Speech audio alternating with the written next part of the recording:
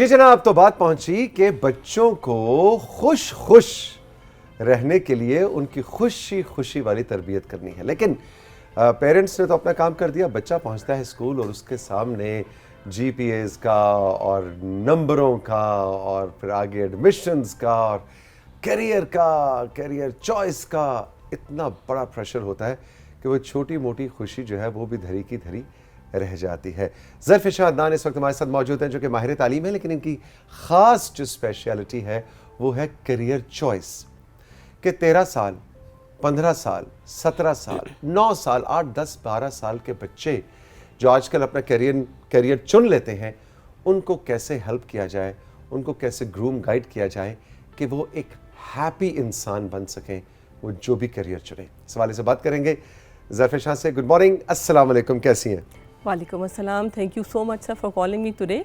और जो टॉपिक आपने चूज़ किया it's very near to me, so बहुत अच्छा हुआ कि आज हम इंशाल्लाह टॉपिक पे डिस्कस करेंगे। अच्छा, ये बताएं कि ये जो बच्चों का जो करियर चॉइस है, सबसे पहले तो बताएं कि ये बच्चे का अपना डिसीजन होना चाहिए या उसका टीचर जिसको ख़ास नज़र से देख रहा होता है, 4, 5, 6 साल वो बच्चा उस एनवायरनमेंट में गुजारता है, वो बेहतर बता सकता है या माँ बाप? एक्चुअली अगर हम बड़ी डिटेल में बात करें तो ये किसी का भी एक बंदे का डिसीजन नहीं हो सकता। इसमें आपका बच्चा, आपकी फैमिली और स्कूल या कोई भी एजुकेशन सेक्टर, इन तीनों का बहुत बड़ा रोल होता है और इन शॉर्ट इन तीनों का इक्वल रोल होता है। फॉर एग्जांपल देखें, हम जिस कंट्री में रहते हैं, हम ये नहीं कह सकते कि हम पेरेंट्स के अगेंस्ट बच्चे को कुछ प्रिपेयर करवा दें। We need to take the consent of the parent. हमें अंदाज़ा होना चाहिए कि पेरेंट अपने बच्चे के बारे में क्या सोच रहा है। नंबर 2, बच्चे का अपना passion, that is very important कि बच्चा क्या चाहता है।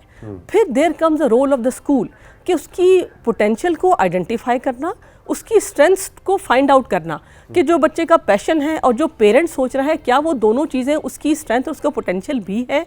नंबर 4 थिंग, जो कि आगे जिस हम कैरियर पाथ की बात करते हैं कि इस वक्त पाकिस्तान में या बच्चे ने अगर अब्रॉड जाना है तो कौन सी ऐसी फील्ड है जिसमें इस वक्त जॉब अपॉर्चुनिटीज़ ज़्यादा हैं। तो ये एक पूरा कलेक्टिव सा प्लेटफॉर्म होता है जिसके बाद डिसीजन मेकिंग आती है। और एजुकेशन सेक्टर बेसिकली हम जिसे कहते हैं डायग्नोस्टिक टेस्ट। तो एक डायग्नोस्टिक टेस्ट जो है या aptitude test, that is the most important thing, जहाँ पे हम चीज़ों को आइडेंटिफाई कर लेते हैं और फिर उसके बाद बच्चे को इन्वॉल्व करना, पेरेंट को इन्वॉल्व करना, मार्केट रिसर्च करना, तो ऑल टुगेदर ये एक कहते हैं ना, एक बड़ा सारा हमारे पास डिटेल्ड फॉर्म में बच्चे का एनालिसिस आ जाता है। मार्केट कुछ और मांग रही है लेकिन बच्चे का दिल कुछ और कह रहा है, आपके ख्याल में किस तरफ जाना चाहिए? देखिए, इन एनी केस अगर बच्चा कुछ और चाह रहा है, बच्चा चाहने के बाद मार्केट में तो जाएगा ना, उसने जॉब तो करनी है, ट्रांसफॉर्मेशन इज़ रिक्वायर्ड। वो अपना एज एन एडिशनल हॉबी वो चीज़ ज़रूर कर सकता है, but it can not be the source of earning for that child. देखिए, कोई भी जो पढ़ रहा है, कुछ भी कर रहा है, एजुकेशन जहाँ कहीं भी लेता है, इन एनी केस उसको रिप्रोड्यूस करना है सोसाइटी के अंदर। तो हमने वो चीज़ें को आइडेंटिफाई करके उस बच्चे की डायरेक्शन उसकी तरफ लेके जानी है। फॉर एग्जांपल, अगर हम छोटी छोटी हॉबीज़ की बात कर लेते हैं, एक बच्चा जिसको किचन गार्डनिंग का शौक है, हम उसको स्टॉप नहीं करेंगे, लेकिन विद दैट एक उसको मेन स्ट्रीम की भी तरफ गाइड करेंगे ताकि वो दोनों चीज़ें साथ लेके चले। लेकिन ये भी तो हो सकता है कि एक बच्चे को गार्डनिंग का, उसको पौधों का, दरख्तों का इस चीज़ में इंटरेस्ट है, तो वो एग्रीकल्चर की साइड के अंदर किसी चीज़ में मास्टर्स करे, स्पेशलाइज करे, और उसके बाद तो अब तो मुझे उस दिन कोई बता रहा था ये लैंडस्केपिंग यानी लॉन्स वगैरह तैयार करना है ना, ये पूरा ज़बरदस्त प्रोफेशन है। और ख़ास तौर पे ये गल्फ़ एरिया में, कतर, मस्कत, ओमान मस्कत और यूएई में बड़ी मार्केट है कि लोग हज़ारों दिरहम देख के वो उस यंग बच्चे बच्चियाँ वो ज़बरदस्त काम कर रहे हैं। देखिए, अगर हम बात करते हैं इस वक्त पाकिस्तान की, बिल्कुल डिफरेंट सिचुएशन है। अगर आप बात करते हैं इंटरनेशनल मार्केट की, बिलीव मी, आप 100% ठीक कह रहे हैं। It's not only for agriculture, it's for mechanic, it's for electrician, it's for every skill based person, that is those people are required abroad. Pakistan में शायद इन बच्चों को, इन लोगों को इतना अर्निंग नहीं मिल रही है, वो नहीं अर्न कर सक रहे, लेकिन इंटरनेशनल मार्केट में इसकी बहुत ज़्यादा इंपॉर्टेंट है। अगर हमें, जैसा मैंने आपसे कहा, हमें आइडेंटिफाई करना पड़ेगा कि बच्चे की नीड क्या है, फैमिली की नीड क्या है। हाँ, ओके, बच्चा बाहर जाना चाहता है, there is no doubt in that. Even आप पेंटर आप कर लें, हमारे इवन आप इलेक्ट्रिशियन मैंने आपका कर लें, आप प्लम्बर कर लें, आप मैकेनिक्स कर लें, आप बाहर जाते हैं, आप बच्चे का बहुत ज़्यादा उसका स्कोप है, लेकिन हमें, जैसा मैंने आपसे कहा ना, हमें we have to identify the need of the family, of the child and definitely the potential of the student as well. इन तीनों सबको मिलाने के बाद एक सही डिसीजन मेकिंग की जा सकती है। ज़रफ़िर शाह हमारे साथ मौजूद हैं, ज़रफ़िर शाह अदनान। राइजिंग पाकिस्तान में एक छोटा सा हम ब्रेक लेंगे और ब्रेक के बाद जब वापस आएंगे तो एक और बहुत अहम मौजू पे आज ज़रफ़िर शाह से हमने बात करनी है। वो ये कि आजकल के बच्चे कहते हैं, इंटरनेशनली भी मैं देखता हूँ कि टिकटॉक वगैरह में बहुत एक्सपर्ट्स कहते हैं कि जी अब जो फॉर्मल स्कूलिंग है उसकी ज़रूरत नहीं है, अब तो कम उम्र में ही ऑनलाइन डिजिटल दुनिया में आके हज़ारों लाखों आप कमाने लग जाते हैं, तो क्या ज़रूरत पड़ी है इतना पैसा लगा के यूनिवर्सिटी की डिग्रियाँ हासिल करने की?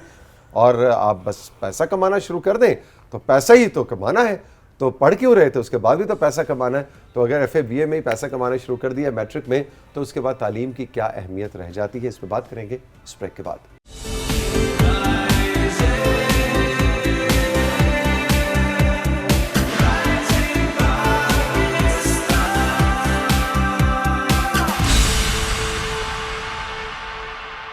पैसे कमाने शुरू कर दिए बहुत ही यंग एज में, तो फिर पढ़ने की क्या ज़रूरत है? ये एक ऐसा सवाल है जिस पे एक्चुअली मैं हैरान होता हूँ कि लोग सीरियसली बात कर रहे हैं, और मेरी तो समझ से ही बिल्कुल ये बाहर है कि तालीम को क्या सिर्फ पैसा और सिर्फ तालीम, ये अजीब कॉम्बिनेशन है जिसमें पहले कभी इस तरह से बात नहीं होती थी, अब लोग सीरियसली इस पर बात करते हैं, which is so interesting. Zarfir Shah से उनका ओपिनियन लेते हैं इस बारे में। जी बिल्कुल आप सही कह रहे हैं। हमारे लिए भी इतनी ये सरप्राइजिंग चीज़ है कि आज का बच्चा कहता है कि हम क्यों एजुकेशन लें, हमने तो ऑनलाइन अर्निंग शुरू कर दी, और डिफरेंट प्लेटफॉर्म्स को आपको पता है बच्चों को गलत तरीके से भी गाइड किया जा रहा है कि जी मैट्रिक के बाद फ्लां कोर्सेज कर लें और you can start earning, FSC के बाद कर लें, ONA लेवल्स के बाद कर लें। लेकिन देखिए, we have to understand the importance of education. हम एजुकेशन की कोई भी रिप्लेसमेंट नहीं है। It's not only about only earning. देखिए, आपकी सॉफ्ट स्किल डेवलप करता है एजुकेशन। आपकी सॉफ्ट स्किल्स के अंदर आपकी क्रिटिकल थिंकिंग आ जाती है, आपकी अडेप्टेबिलिटी आ जाती है, आपका टीम वर्क आ जाता है, आपकी रीजनिंग एबिलिटी आ जाती है। जब तक कि ये एक पर्सनालिटी का हिस्सा नहीं बनेंगी, आप अपनी लॉन्गर रन में आप सक्सेसफुल नहीं रह सकते। मैंने आज एक कोर्स किया और मैंने अर्न करना शुरू कर दिया, मुझे टीम वर्क नहीं आता। कल को मैंने अपना बिजनेस एक्सपेंड किया, मुझे अपनी टीम चाहिए ना। इफ़ आई डोंट नो कि मैंने अपने लोगों के साथ कोलैबोरेट कैसे करना है, उनका मैक्सिमम पोटेंशियल कैसे यूटिलाइज़ करना है, तो क्या मैं कर सकूंगी? नहीं, वो एक जगह आके स्टॉप हो जाएगा। सो एजुकेशन का रोल कभी भी ख़त्म नहीं होता, और एजुकेशन को कभी भी आप डायरेक्टली सिर्फ अर्निंग के साथ लिंक नहीं कर सकते। एजुकेशन आपकी पर्सनैलिटी डेवलपमेंट करती है, और वो आजकल के लोग समझ रहे हैं कि नहीं, एजुकेशन तो सिर्फ कॉन्सेप्ट था, हमने ले लिया और बस अब हमने जो है अर्निंग शुरू कर दी। आजकल ये जो बच्चे मैं देखता हूँ लाखों रुपया कमा रहे हैं, ये जो रातों रात, एक्चुअली तो रातों रात अमीर होना होता है ना, कि आप बड़े होके जी रातों रात कोई छक्का लग गया, आप हिट हो गए, स्टार बन गए और बहुत सा पैसा आने लग गया। इसके अलावा एक बच्चा जब लखपति करोड़पति हो जाता है तो उसने बड़े होके फिर क्या करना होता है? वो क्या कैसी शख्सियत बन के निकलता है वो बच्चा जिसने 10 साल की उम्र में लाखों करोड़ों कमाने शुरू कर दिए, as a TikToker, as a YouTuber, कुछ भी? वो क्या चैलेंजेस होते हैं शख्सियत के? देखिए, जिस तरह मैंने अभी आपको पहले कहा कि holistic development of the personality is done by the education. उस बच्चे ने सिर्फ एक चीज़ सीखी, वो है कमाना। उसको सोसाइटी के अंदर, कम्युनिटी के अंदर सर्वाइव करना नहीं आया। वो समझता है मेरा सर्वाइवल मेरी अर्निंग थी जो कि मुझे मिल गई है। जैसा मैंने भी आपसे कहा कि देखिए, सोसाइटी के अंदर, कम्युनिटीज़, आपने लोगों के साथ इंटरेक्ट करना है, आपने उठना बैठना है। आपको वो कौन सिखा रहा है? वो आपको क्या पैसा सिखा रहा है? वो आपको पैसा नहीं सिखा रहा। जब वो एक ह्यूमन बीइंग जब बन के बाहर निकलेगा, जिस तरह आपने कहा, मे बी आफ्टर 15 और 20 ईयर्स, उसकी पर्सनालिटी में ज़रूर फ्लॉज रह जाएंगे। वो कहीं भी सक्सेसफुल बेशक हो भी जाएगा, लेकिन मैं आपको बताऊं, ऐसे लोग बहुत ज़्यादा सक्सेसफुल नहीं होते। एक लिमिट तक तो वो लेके चलते हैं अपने आप को, लेकिन उससे ज़्यादा जहाँ पे उनकी, जिस मैंने आपका ना, बेसिक सॉफ्ट स्किल्स अगर डेवलप नहीं हुई भी होती, तो आप एक लेवल पे जाके आपकी सक्सेस ख़त्म हो जाती है। और यहाँ पे मेरा ख्याल है पेरेंट्स का बहुत बड़ा अहम किरदार है कि वो बच्चा, अगर आपका 10 साल की उम्र में यूट्यूब से और टिकटॉक से पैसे कमाने लग गया, तो उसको फिर हैंडल कैसे करना है? बेसिकली उस बच्चे को, पेरेंट को स्टॉप करना चाहिए।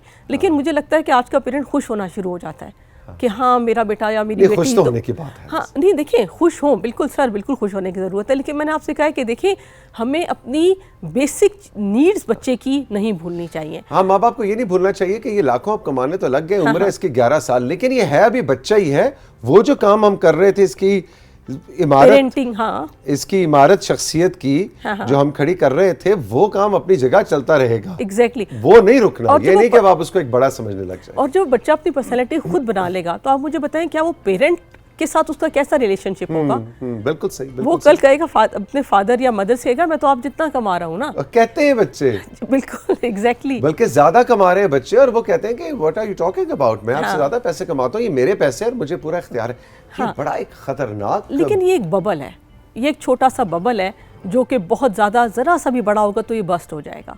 तो we as educationist, as a parent, we need to understand this thing कि बच्चे को उस बबल में ना रहने दें। ठीक है, वेकेशंस हैं, बच्चे कोर्सेज करें, स्किल्स डेवलप करें, बिकॉज स्किल्स डेवलप करना इज़ मस्ट। जो आजकल का टाइम है, टेक्नोलॉजी का टाइम है, हम बच्चों को उनसे स्टॉप नहीं कर सकते। मैं इस चीज़ के अगेंस्ट नहीं हूँ, बच्चों को डिजिटल लर्निंग ज़रूर करनी चाहिए, लेकिन टू एन एक्सटेंट। अपनी एक बेसिक नीड, आप ग्रेजुएशन कर लें, मास्टर्स प्रोग्राम करें, उसके बाद जो कुछ भी साथ साथ करना है करते चले जाएं।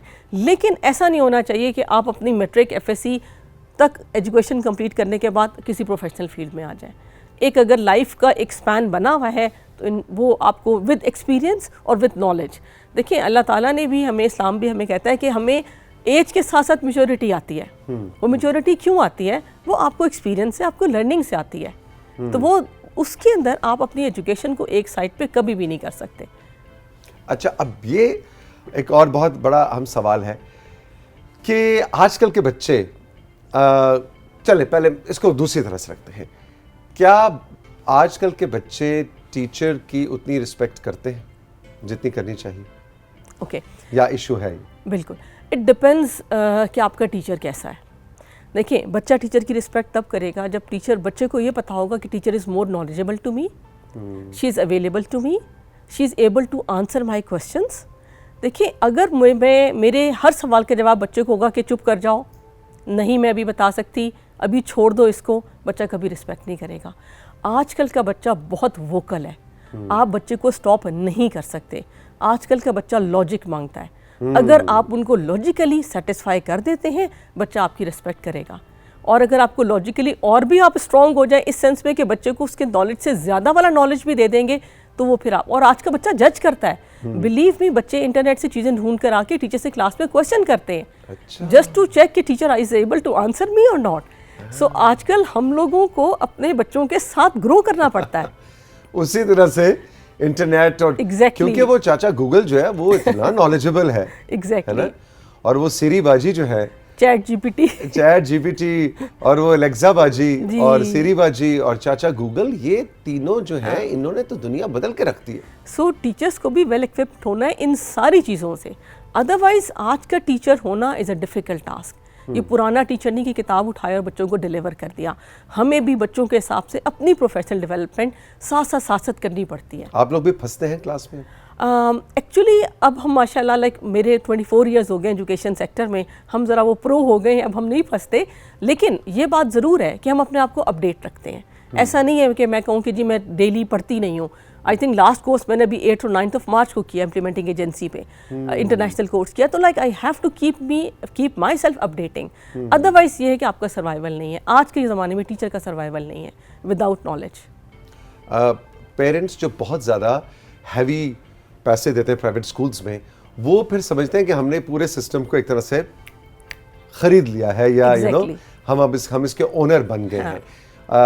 एक दो इंसिडेंट्स भी मैंने देखे पिछले दिनों, खबरों में बहुत थे कि जी वो टीचर्स और पेरेंट्स का आपस में बहुत बड़ा क्लैश, कि जी वो कहते हैं आपने इतने लाख हम या इतने हज़ार हमने जनाब साल के आपको पैसे दिए हैं, so the right two degree basis on the basis of money, ये तो मतलब कुछ अच्छी तरफ नहीं लेके जा रहा, क्योंकि उसमें जो वो गुफ्तगू ऑनलाइन सोशल मीडिया पे मैं देख रहा था कि वो टीचर और पेरेंट की जो आपस की गुफ्तगू थी, मुझे तो शर्म आ रही थी कि ये कैसे माँ बाप हैं और ये कैसे उस्ताद हैं, ये क्या ज़बान इस्तेमाल हो रही है और डिस्कस क्या हो रहा है बच्चे की तरबियत। एक्चुअली टू सम एक्सटेंट बहुत अनरिजनेबल पेरेंट ना हो तो मैं पेरेंट के साथ होती हूँ। अच्छा, ये मैं आपका ओपिनियन चाह रहा था कि ज्यादातर इसमें स्टांस टीचर्स का सही है या पेरेंट्स? देखिए, actually being a teacher you have to be loyal to your profession. आप लॉयल कब होते हैं कि जब आप अपने बच्चे की ओनरशिप ले रहे हैं लर्निंग की। If you are taking the ownership of learning of your child and you are taking the ownership of development personality of a child, फिर आपका पेरेंट भी खुश है और अपने प्रोफेशन के साथ लॉयल भी हैं। अगर पेरेंट का सिर्फ एक कंसर्न होता है कि वो नहीं चाहते कि उनके बच्चा कहीं और ट्यूशन पढ़ने जाए, कोई एकेडमी जाए, और जो to some extent as a principal मैं भी यही बात कहती हूँ कि ऐसा नहीं होना चाहिए। Teacher should be solely responsible for students learning. अगर वो टीचर कर रही है और अपने बच्चों में ऑनेस्टली स्पीकिंग सिंसियरली इंटरेस्ट ले रही है, तो कभी भी आपको पेरेंट कंप्लेंट नहीं करता। और इंटरनेशनली फिर आप चेक किया जाए तो एजुकेशन सेक्टर ऐसा ही है कि वहाँ का बच्चा तो होमवर्क भी घर नहीं लाता। जी बिल्कुल बिल्कुल। तो वो फिर कैसे, वहाँ तो अकेडमीज नहीं है ना, वहाँ तो ट्यूशन सेंटर्स नहीं है। Why students are successful? Because teacher is more responsible. अगर हम भी इस केस में आपके ख्याल में पेरेंट्स हक, अगर टीचर जनरली हक या अगर टीचर देखिए, लेकिन अगर बच्चा एब्सेंटिज्म कर रहा है, स्कूल ही नहीं आता, तो फिर teacher can not do anything.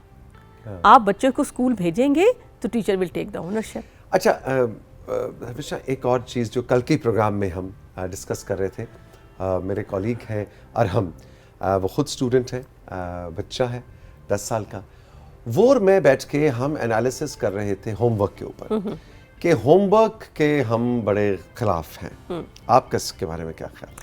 Actually to some extent मैं भी खिलाफ हूँ, है ना। होमवर्क रिइंफोर्समेंट ज़रूर होनी चाहिए, प्रैक्टिस ऑफ सम कॉन्सेप्ट ज़रूर होनी चाहिए, लेकिन होमवर्क इतना नहीं होना चाहिए कि बच्चा घर जाके वही चीज़ जो बुक के अंदर लिखी हुई उसको रिपीट करे। यही हम भी डिस्कस कर रहे थे। बिल्कुल, आप प्रोजेक्ट बेस्ड लर्निंग पर जाएं, आप इंक्वायरी करवाएं, बच्चों से कॉन्सेप्ट्स आप डिलीवर करवाएं, रिसर्च आप बच्चों से करवाएं, और आज का बच्चा यही मांगता है। देखिए आज का बच्चा है स्मार्टफोन का, आप अगर उनको व्हाइट बोर्ड पे मार्कर से लिखवाएंगे तो वो तो कॉन्ट्रडिक्शन शुरू हो गई ना। वो घर में एक टच पे है और यहाँ आप उसको डिफरेंट एनवायरनमेंट में लेके जा रहे हैं। हम लास्ट टाइम मैंने अपने पेरेंट के साथ एक ओरिएंटेशन की और मैंने उनको बताया कि आज की generation is called generation alpha. Generation alpha की अपनी नॉर्म्स हैं, अपनी वैल्यूज हैं। We as an educationist and parent should understand this thing कि जनरेशन अल्फा आपकी इंक्वायरी बेस्ड लर्निंग मांगता है। उसको इंक्वायरी पे जाने दें, उसको मत स्टॉप करें, से खुद से ढूंढने दें चीजों। एग्जैक्टली, और इनकी इंक्वायरी को राइट डायरेक्शन में लेके जाना इज द टीचर्स जॉब। अच्छा जी, अब आखिर में एक और आपके सामने हमने मुद्दा रखना है, और वो ये है कि कल ही हमने अपने नाजरीन को इंट्रोड्यूस कराया है कॉन्सेप्ट। ये मेरे थोड़ा से शरारती जहन के अंदर एक पॉइंट आया था, और वो ये है कि मेरे ख्याल में स्कूलों के टाइमिंग्स सिर्फ 3 घंटे होने चाहिए। सुबह 9 बजे स्कूल लगे और 12 बजे छुट्टी हो जाए। आजकल के दौर के अंदर 3 घंटे आप दें, टिका के क्वालिटी एजुकेशन दे बच्चे को। 9 बजे बच्चा है, 12 बजे जाए और उसके बाद जाके वो ज़िंदगी को डिस्कवर करे, दुनिया को डिस्कवर करे, डिजिटल टेक्नोलॉजी के थ्रू या जैसे भी है। स्कूल के टाइमिंग्स क्वालिटी फोकस्ड लर्निंग हो, 3 घंटे की हो।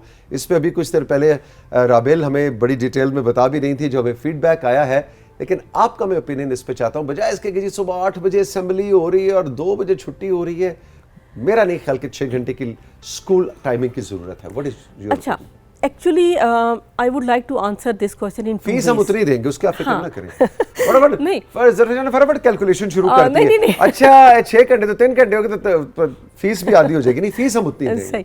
एक्चुअली इसके 2 आंसर्स हैं। देखिए सबसे पहले अगर हम अपने एजुकेशन सेक्टर को हम चेक करें, it's not only till middle section, it's not only FSc. आपके पास एफएससी करने के बाद, प्री मेडिकल, प्री इंजीनियरिंग के बाद बच्चे ने कहाँ जाना? यूनिवर्सिटीज़ में। हमने अपने यूनिवर्सिटीज़ के इतने हाई टारगेट सेट किए हुए हैं, वो कैसे अचीव होंगे? ओके, अगर वो उस पर कॉम्प्रोमाइज़ करते हैं कि नहीं हम बच्चे की स्किल चेक किया करेंगे, हम बच्चे का रिजल्ट नहीं देखेंगे। ठीक है, आपका मेरिट लिस्ट बनती है जिसमें 98-99% वाले बच्चों को एडमिशन दिया जाता है सेल्फ पे। क्या we are ready to change that? अगर हम वो चेंज करने को तैयार हैं, हम भी 3 घंटे पढ़ाने को तैयार हैं। यानी आपके ख्याल में वो अचीव नहीं हो सकता अगर पूरे 6 घंटे ना हो? उसका रीज़न क्या है? उसका रीज़न ये है कि ठीक है 9 to 12 तो हम पढ़ा लेंगे। अभी जिस तरह मैंने आपसे कहा, पेरेंट सेटिस्फाई कब होता है? जब बच्चे की लर्निंग की रिस्पॉन्सिबिलिटी स्कूल लेता है। अब पेरेंट 12 बजे के बाद कहेगा मैडम बच्चों को हमारे लुक आफ्टर करें, तो हमने तो फिर भी लुक आफ्टर करना ही है, तो इट्स बेटर कि बच्चा स्कूल में ही हमारे पास रह ले तो बेहतर है। ओके, हाँ, लेकिन ये एक कॉन्सेप्ट है जो हमने रखा था। हाँ। और अभी तक आमना ने जो हमें आदाद शुमार दिए हैं कि कल से लेकर अभी तक जो हमारे व्हाट्सएप और इंस्टाग्राम पे जो आया है, 75 to 80% स्टूडेंट्स ने खुद कहा है और पेरेंट्स ने जनरल जो हमें फीडबैक Okay. मिला है कि 3 आवर्स स्कूल लर्निंग टाइमिंग 3 घंटे हो जाए तो ज़्यादा बेहतर है। Actually- आपको तो खुश होना है 12 बजे छुट्टी मगरों लैंड के घरानों जान के मामा दे कॉल नहीं, फिर जब एडमिशन नहीं होगा ना यूनिवर्सिटीज के अंदर, फिर भी उस पे पर हम हम कॉम्प्रोमाइज नहीं कर हम फिर कह भी रहे हैं हम 3 घंटे में responsible हैं। हमें ऐसी फसल तैयार करके दें हाँ। कि बस वो practically speaking it's not I feel that अच्छा, it is मुश्किल not है। possible, it's not possible because हमारे पास जो 8 सब्जेक्ट्स हैं अगर हम देखा जाए वो फिर कैसे पूरे होंगे वो कैसे पूरे होंगे। फिर हमारा सिंगल नेशनल करिकुलम है जिसके हमने स्टैंडर्ड्स को फॉलो करना है, उसके लर्निंग ऑब्जेक्टिव्स हैं जो कि अचीव करने हैं। तो क्या वो 3 घंटे करने के बाद 1 साल में हम प्रैक्टिकली स्पीकिंग 1 साल का सेशन कहते हैं, लेकिन आप देखिए अगस्त में शुरू होता है, मार्च में मोर और लेस खत्म हो जाता है। बीच में छुट्टियां अनफोर्सेन इवेंट सब कुछ पाकिस्तान में हमारे साथ साथ Exactly. चलता है। तो अगर आप वर्किंग डेज काउंट करें तो दे आर नॉट 365। हाँ, बाहर असल में 365 का मतलब 365 होता है, तो maybe that is possible to achieve. हाँ, अगर इसको भी हम कैटेगराइज कर लें कि टिल प्राइमरी लेवल हमें कुछ डिफरेंट टाइम होना चाहिए, Exactly. सीनियर सेक्शन की डिमांड डिफरेंट है तो आप डिफरेंट होना चले हम ये चाहिए, कहते हैं देन इट इज पॉसिबल। 5वीं क्लास 5 तक हाँ, 3 दैट घंटे इज की possible, learning। That is possible. देखिए मेरे कहते कि शरारती दिमाग है तौसीक कहते हाँ। तो कुछ भी सोच सकता है। Exactly. तो हमने एक चीज सोची आज उसका हमने जिक्र कर दिया, हो सकता है कुछ अरसे में ये वाकई एक पॉलिसी बन जाए। लेकिन फिर 12 के बाद एटलीस्ट बच्चों को डायरेक्शन ऐसी मिलनी चाहिए एग्जैक्टली कि वो सही। अब देखिए इंटरनेट है ना, अभी आपने खुद बात कर रहे थे कि उस पर सब कुछ है। हाँ हमारे बच्चों को basic ethics of using internet वो भी सिखाने हैं। तो अगर वो हम सिखा सकें तो डेफिनेटली Definitely. Then possible. लेकिन आप इसको अपने फायदा समझिए, आपको जल्दी छुट्टी करा रहे हैं हम, फिक्र ना करें। बहुत बहुत शुक्रिया, थैंक यू वेरी मच आपकी तशरीफ आवरी का। और आज हमने बड़े डिफरेंट अंदाज में डॉक्टर काजी के साथ और उसके बाद ज़रफ़िशा के साथ बात की। आपका इस बारे में क्या ओपिनियन है? अगर आप तदरीस के शोबे से ताल्लुक़ रखती हैं या रखते हैं, यानी टीचर हैं या एजुकेशन पाकिस्तान के प्राइवेट या सरकारी किसी भी तरह से एजुकेशन सिस्टम का हिस्सा है, एक पेरेंट्स हैं, स्टूडेंट्स हैं, प्लीज़ कंट्रीब्यूट। ये पिछले 2 दिन से हमने एक नया कॉन्सेप्ट शुरू किया है जिसमें ख़ास तौर पे बच्चों पे एजुकेशनल बर्डन पे हम बात करते हैं, और इसी में जो स्कूल के टाइमिंग्स हैं उस पे हम ओपनली राइजिंग पाकिस्तान में बात हमने शुरू की है। आपका इस बारे में क्या ओपिनियन है? हमारे व्हाट्सएप नंबर पे और हमारे इंस्टाग्राम पे हमें ज़रूर बताइएगा ताकि आपका फीडबैक भी इस प्रोग्राम में शामिल होता रहे। मिलेंगे फिर, खुश रहिए, खुदा हाफिज़।